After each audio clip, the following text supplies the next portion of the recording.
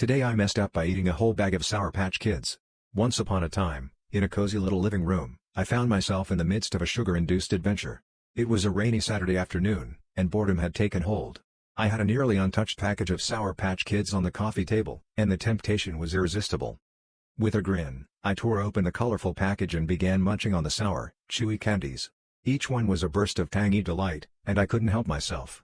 One by one, they disappeared into my mouth as I reclined on the sofa, watching college football.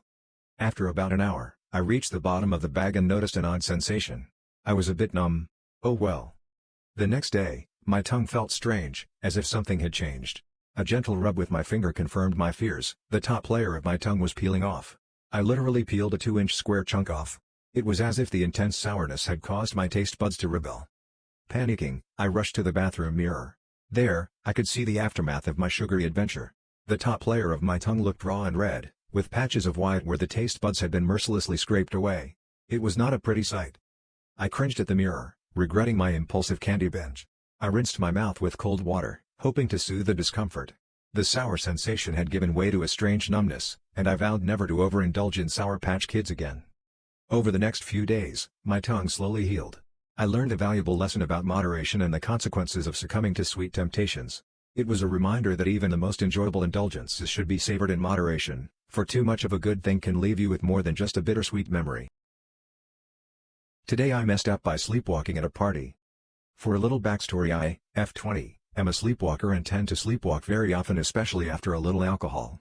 I was at a mutual friend's party this weekend and was spending the night there. I went to sleep a little tipsy, until the next morning when I woke up in a completely different room, bed and shorts. I was so confused and already a little mortified. Unfortunately, it was a whole lot worse than just climbing into an empty bed. My friends just told me the entire fiasco today. During the sleepwalking episode, I took off my pants and underwear and climbed into bed with the host's parents. I then wiggled around Winnie the Pooh style onto the mom's boyfriend. Despite apologizing and letting them know I was in fact sleepwalking and was not trying to make a move on the boyfriend, I am now forbidden from the house, awake or not. Which I cannot really blame them, lol. How do I laugh this off? Today I messed up by chugging 900 milligrams of caffeine within 5 minutes. Recently I've just been insanely bored and tired of my day-to-day college life, so I decided haphazardly to lock myself in my room and chug 300 milligrams energy drinks back-to-back within the span of about 4 to 5 minutes. I have no friends at my college and am severely behind in my coursework, so every day I feel both completely lonely and severely overwhelmed. Not trying to start a pity party, but I've been feeling pretty bad about myself as of late due to both not having any friends and being accepting of my poor grades, so I see this as kind of a punishment for being such a disappointment to both myself and my family. Anyways, as for the actual mess up, as I type this I can feel the effects starting to kick in.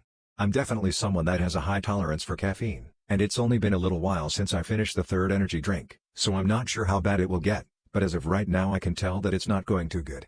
Very fidgety and starting to feel aching on the sides of my head. I also am slowly beginning to notice tension in my upper left arm.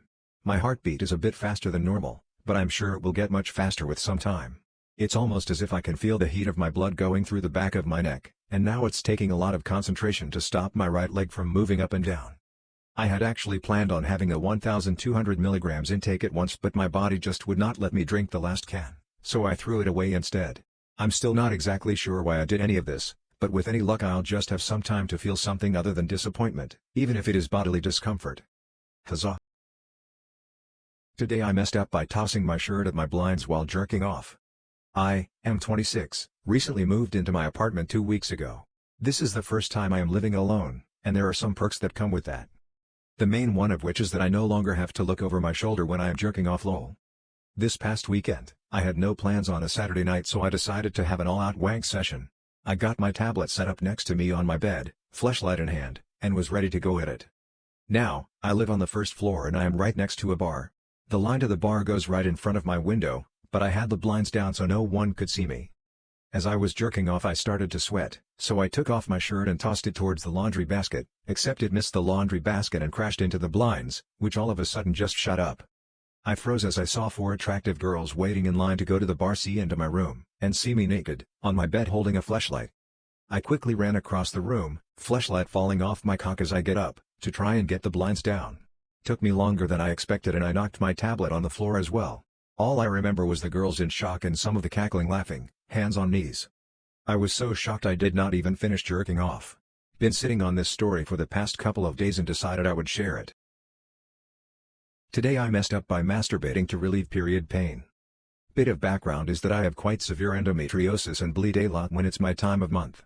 So it's 7 p.m. and I've been lying on my couch, eating chocolate in my trackies and watching TikTok since I got home from work. It's day 2 of my period and I have horrific cramps. Painkillers aren't doing enough. Just as I'm pondering if a fourth Tim Tam will be the cure to my woes, I remember a TikTok I saw that suggested that masturbation lessens period pain. Awesome.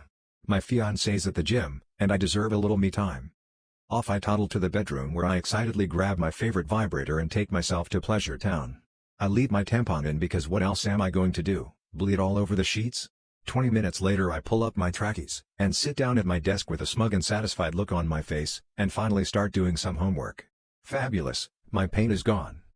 Here's my fuck up, dear fiancé comes home some 20 minutes later. He gives me a kiss at my desk, goes to put the kettle on and says, "Do you want a cuppa? D's nuts?" I immediately start laughing because that's my sense of humor and I won't apologize for it. Oh shit, what's that?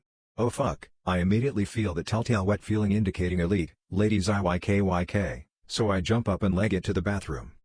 I get to the bathroom and yank down my trackies and in doing so, the string of my tampon is freed from my labia and flicks blood which has apparently mixed with my masturbatory juices to become extremely liquid everywhere. It's all over the inside of my trackies, down my legs to my ankles, on the floor, on the walls, on the towels, on the goddamn bathroom vanity. It's a freaking Jackson Pollock in here. Art dealers are calling me. My home contents insurance has gone up by $61 million. Fiancé walks into the bathroom, takes one look, walks out. I sit on the toilet and push out a completely soaked and bloated tampon. I'm now sitting here showered, with cold legs, my trackies sloshing around in the washing machine, and a thoroughly cleaned bathroom.